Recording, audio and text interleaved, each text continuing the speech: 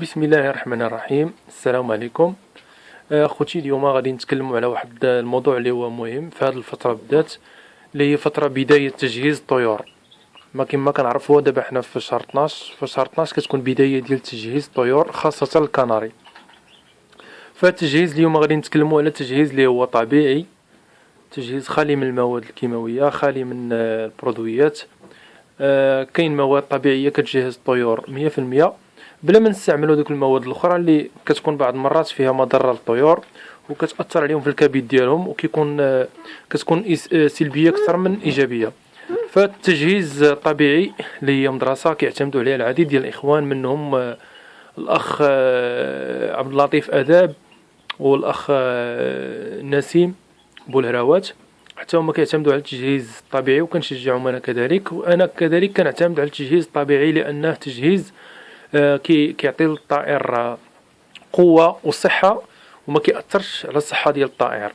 فانا المكون الاساسي اللي كنستعملو انايا وهو اللي كيتصنع منه الفيرتيفيت، اللي هو الخروب. الخروب كيف ما كتعرفوا، هذا الخروب جيد جدا في تجهيز الطيور. واللوز كذلك حتى هو جيد، غني بالفيتامين او.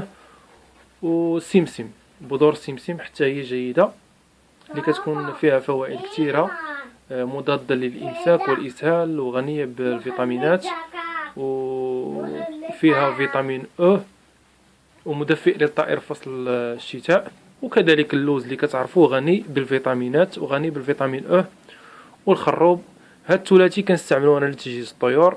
فقط كنطحن الخروب مع اللوز مع قليل من السمسم، وكنوضعهم مع صفار البيض، وكنوضع عليهم نصف ملعقه ديال العسل الطبيعي ونصف ملعقه ديال زيت الزيتون، وكنقدمها للطيور.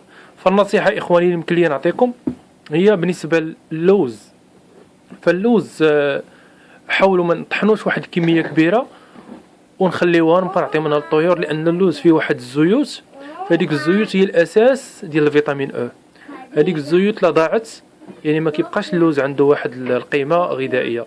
فنحاولوا اننا الكميه اللي غنقدموها للطيور هي اللي نطحنوها.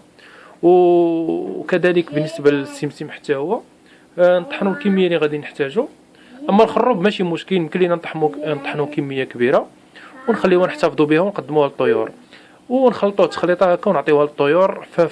فصل في هذا الوقت بالذات كنقدموهم جوج المرات في الاسبوع، يعني مرتين في الاسبوع. وملي كيدخل شهر واحد كنبداو نقدموها يوم بيوم، حتى يعني حتى كنكملوا سميتو حتى كيجهزوا الطيور ديالنا وكيولوا في صحه جيده وكيولوا جاهزين 100%. فبالنسبه لهذه الخلطه فهي مفيده كذلك حتى الاناث. فبالنسبه للخروب فهو مفيد حتى الاناث الكناري والحسون، يعني يعطي مفعوله في مبايض الانثى، يعني ويعطي الصحه جيده للطيور. وكذلك يجهز الطيور يعني تجهيز جيد. وشكرا لكم مع هذه النصيحه اخواني، وكنتمنى اللي شاف هذا الفيديو فيوضع لنا واحد المشاركه ويحاول يدير لنا واحد لايك. شكرا لكم على المتابعه اخواني.